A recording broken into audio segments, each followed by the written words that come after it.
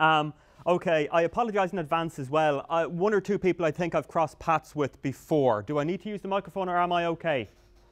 Please use it. Use it, okay. Okay, yeah. Much easier this way. One or two people I have crossed paths with before, and when I've started talking about the music industry, I've used this image, so I apologize if I'm repeating myself to your ears, but I just think it's a very apt image to start talking about the music industry with.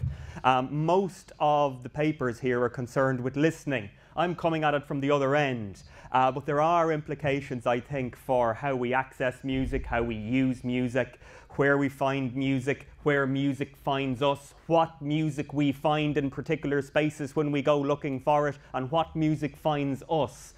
So I do think there are user interests here as well. But okay, it's a canary, the canary down the coal mine, and the music industry is very much the cultural industry canary down the digital media economy. I've stolen it off the internet, so if you're going to broadcast, we could make a very interesting case study of our own court case in time to come for copyright infringement. Whether I would get sued or you would, I don't know. Try it out, let's see what happens. Okay. So yeah, music is the first of the media and cultural industries oftentimes to meet many of the radical technological changes or innovations or developments that happen. And as such, probably forever, but at least over the last 15 or 20 years, all of the other media and cultural industries are looking to music and looking at the outcome of music in this changing digital context. In order to see what happens and what lessons can be learned for their sectors from this. What I'm going to present to you today is it's a study that builds on a PhD I finished about 5 years ago at this point in time, but with some colleagues we got some funding from the Irish Research Council to build on that and to look basically at predominantly major music actors, the traditional music industry, the major music companies, to see how they have been evolving in a changing digital context in the 21st century.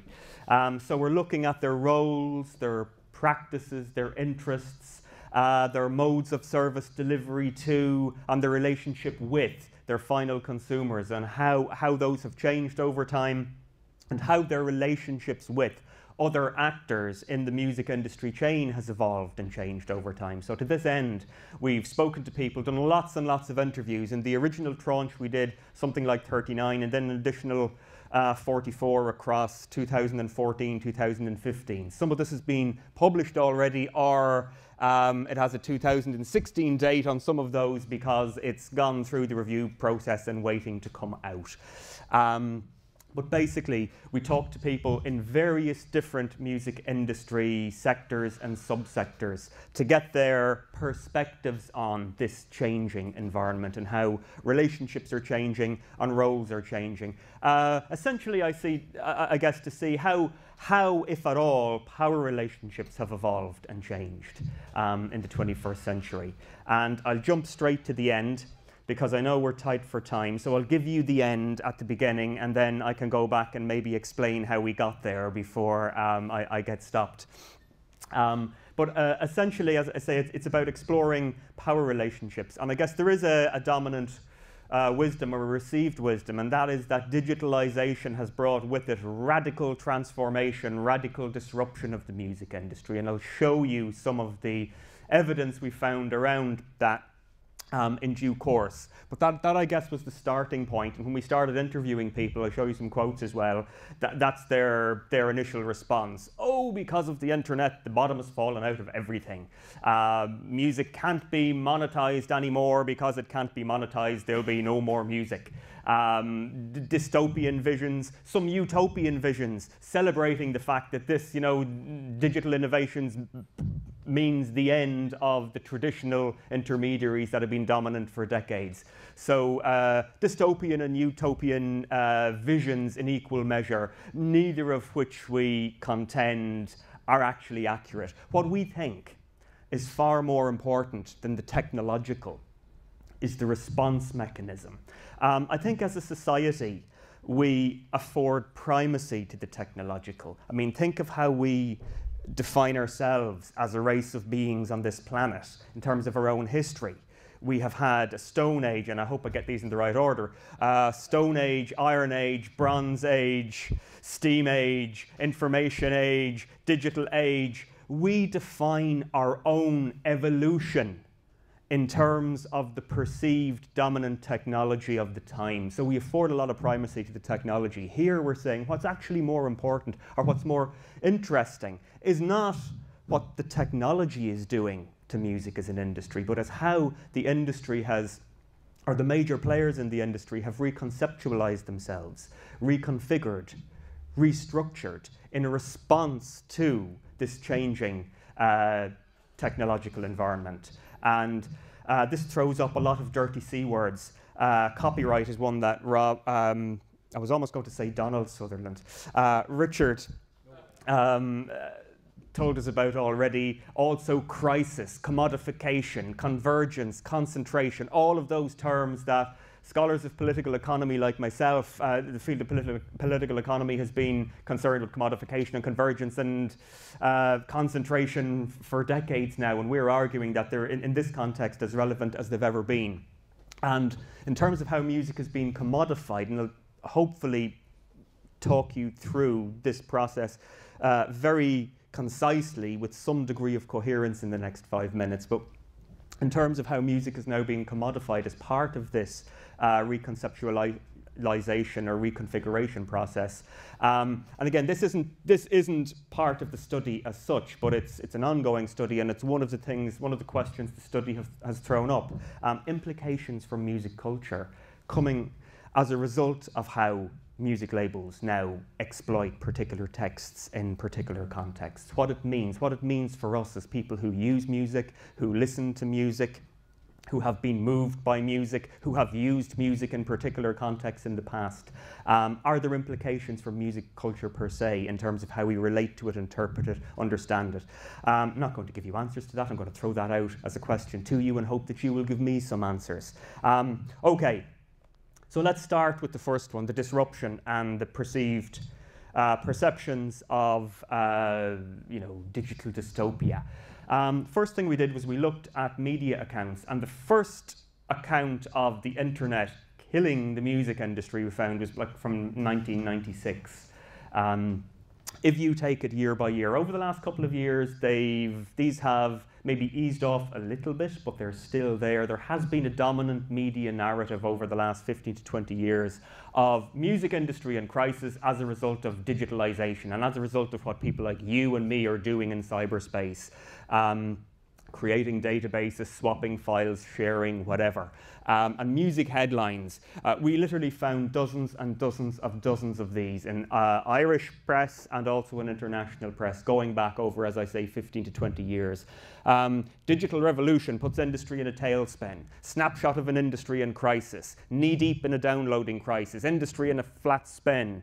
Piracy crippling industry. No cure for piracy. Those kind of headings. Those kind of sorry, go back one for a second.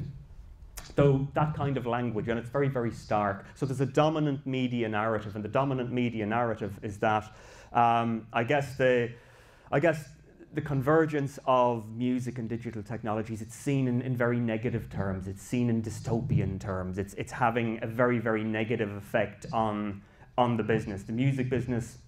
And the record industry and the music industry are frequently conflated, and they are not the same thing, and that's an important distinction to make.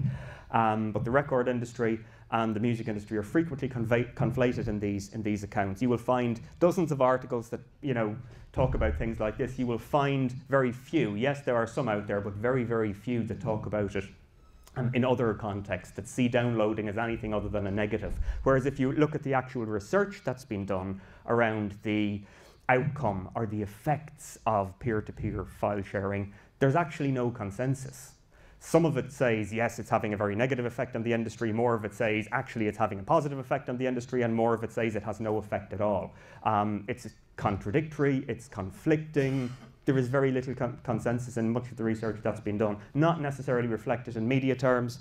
Not reflected in terms of, again, when we interviewed people, the first question we asked everybody was, what's the biggest change that's happened in the music industry over the course of your career, over the course of time you've been involved? Some people had been involved 5 or 10 years, more people had been involved, going back to the 80s, the 70s, even back as far as the late 60s. Everybody talked about the most significant change coming with the internet, effectively. I was going to say with digitalization, but digitalization in music goes back further than that. But in terms of digital distribution and things like this, I mean, this is just an example. In the 21st century, we have consumer behavior that is totally at odds with the way consumers have interfaced with music before. All of a sudden, everybody could be a music consumer without paying for it. So people go on an acquisition binge, literally downloading everything we can. It's like letting us free in an all-you-can-eat for nothing restaurant, and we just eat everything. Comments like this, it's like letting a child free in Willy Wonka's chocolate factory. They steal everything. If it's physical chocolate, they can only steal one, but let them loose in peer-to-peer file sharing and they steal everything. They share everything. The major industry has always controlled the means of distribution. That control has been lost. All copyright owners have lost that control. Some see it in very negative terms for the industry, more see it in very negative terms for music culture per se, which again is a very interesting comment. If you can't monetize music, there'll be no more music. So we never made music as a human race before it was monetized. This is the problem. The culture has seeped in, whereby people are beginning to think that music is free. If you take it to its logical conclusion, there'll be no more music.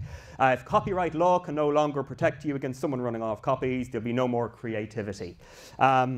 Some of you will know who that is. Again, I just think it's a brilliant quote. It's utterly deluded, but it's a brilliant quote. We run the risk of witnessing a genuine destruction of culture. And much of the media coverage we've analysed, and many of the initial responses of people, and this is people across the industry, not just people in the major industry, people with independent companies, with publishing companies in the live music sector, managers, artists. It's a dominant perception. But Sarkozy, this was back in 2007, I think, after his government had brokered that first 3 strikes and you're out agreement. We run the risk of witnessing a genuine destruction of culture. That's a pretty big thing.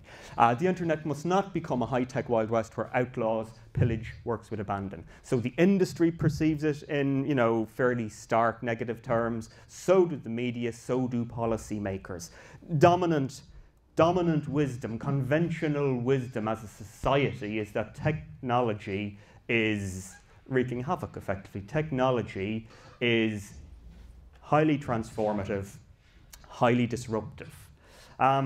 Okay, we're arguing that there are maybe this reflects predominance of technological determinist thinking as well. I said how we define our own history in technological terms. You have people like Kevin Kelly and Nicholas Negroponte from MIT, who back in the 1990s, Negroponte was absolutely frothing at the mouth with delirium over what digitalization was going to do to the big music companies, the big corporations, in terms it would flatten them. Copyright could no longer be controlled. Everything would be up for grabs. And Kevin Kelly talked about new rules for the new economy. So utterly transformative.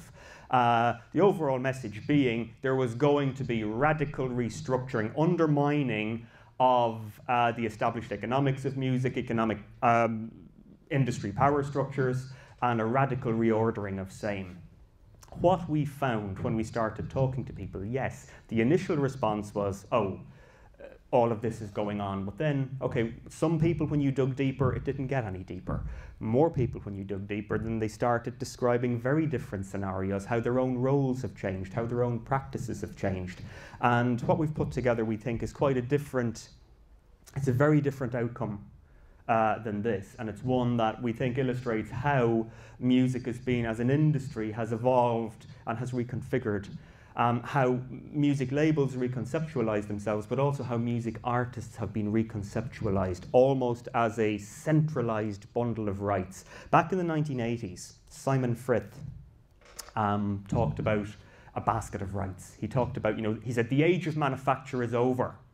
Well, he was wrong because the CD boom hadn't happened at that point in time, but he was also right because what he was talking about was music shifting from product to service. So the licensing value of music has become more and more important, and music as a service has become more and more important. And I promise I'm not going to talk to you about streaming and lots of things that other people have talked about far more eloquently in this conference. But we're arguing that this lies, that there is another outcome.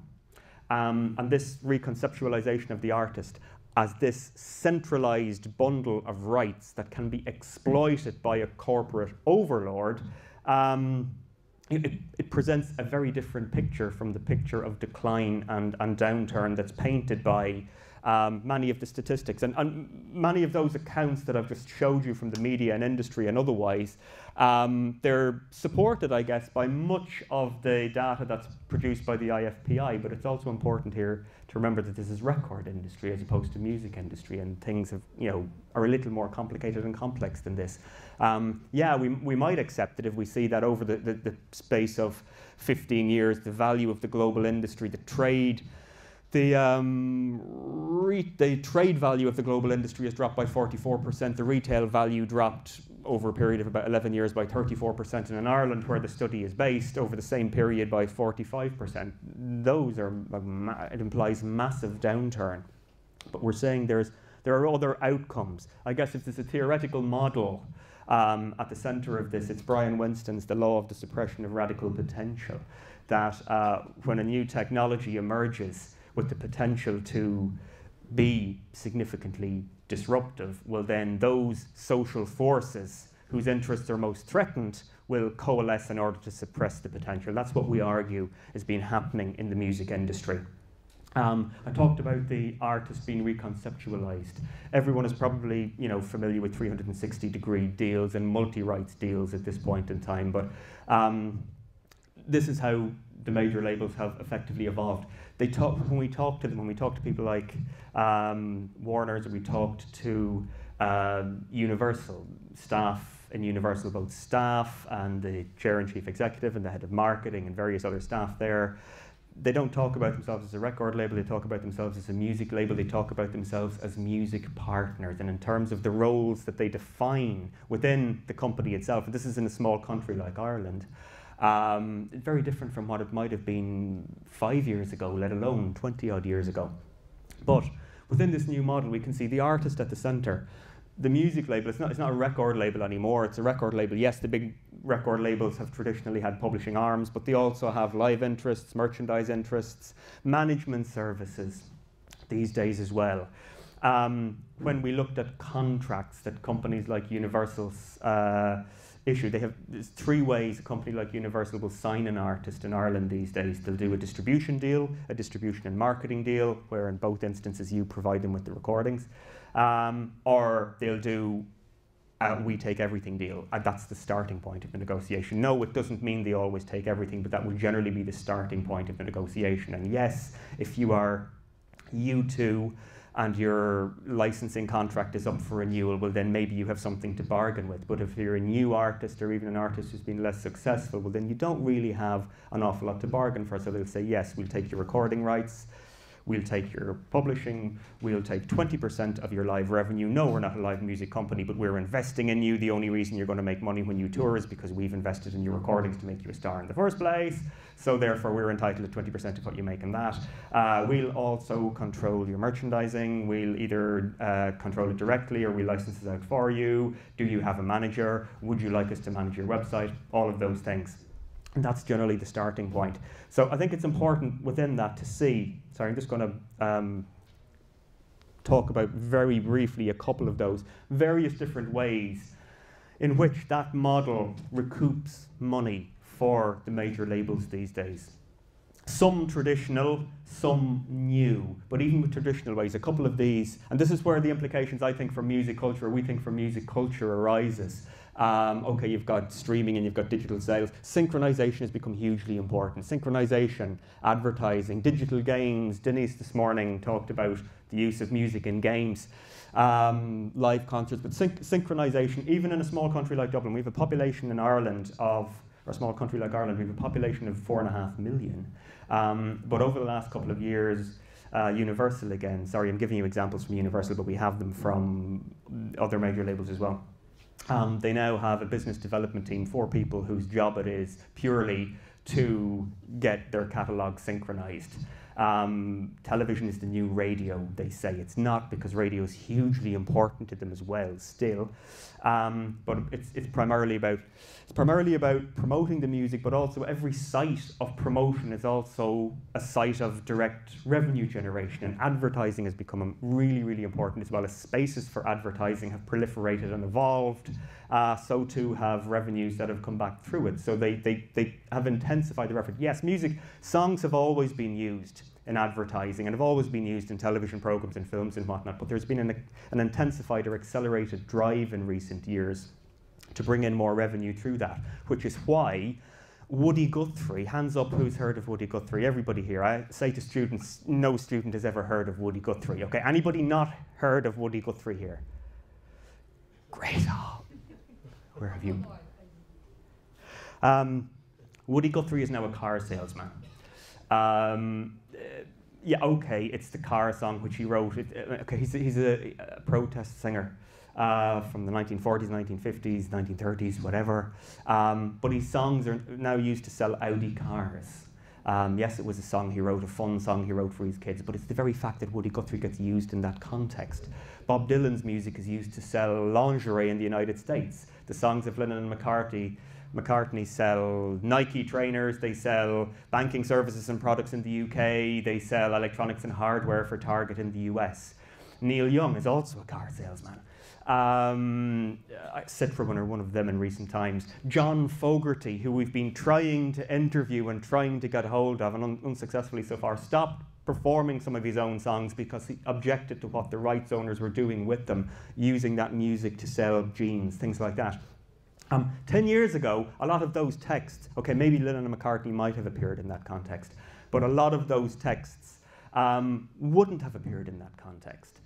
So this is one of the things we're throwing out. Are there implications for music culture if we're now seeing music like that used, commodified in those ways, and used in those kind of spaces? And again, to cut a very long story very short and get right to the end, what we're contending is that, yeah, while record sales have declined very significantly over the last 15 years, if you look at the various, if you combine the various different revenue streams that major labels now draw from, the picture is not nearly as straightforward and not nearly as dystopian as much of the media coverage and former President Sarkozy tells us it is. Just a couple of statistics to show you. One, research has been carried out by Dwayne Winzek in Canada. Over the period in time when the IFPI were telling us that revenues were declining by 34%, whatever it was,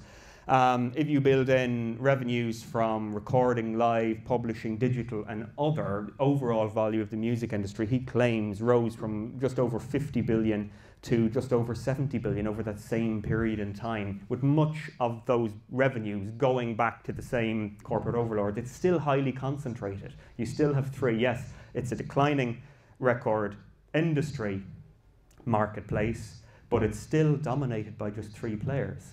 75, 76, 77% globally, 92% in Ireland. We're the most globalized economy on the planet. Likewise with music publishing. The 3 major record labels, their publishing arms, are also the 3 biggest publishers, who account for about 66, 67%. If you put in the 2 biggest independent publishers, one of which is BMG, who I find hard to conceive of as an independent company, and Cobalt, well, then it brings it up to somewhere close to 80%. Likewise with live music, is highly concentrated, and the major labels now, as we said earlier, take cuts from live music as well.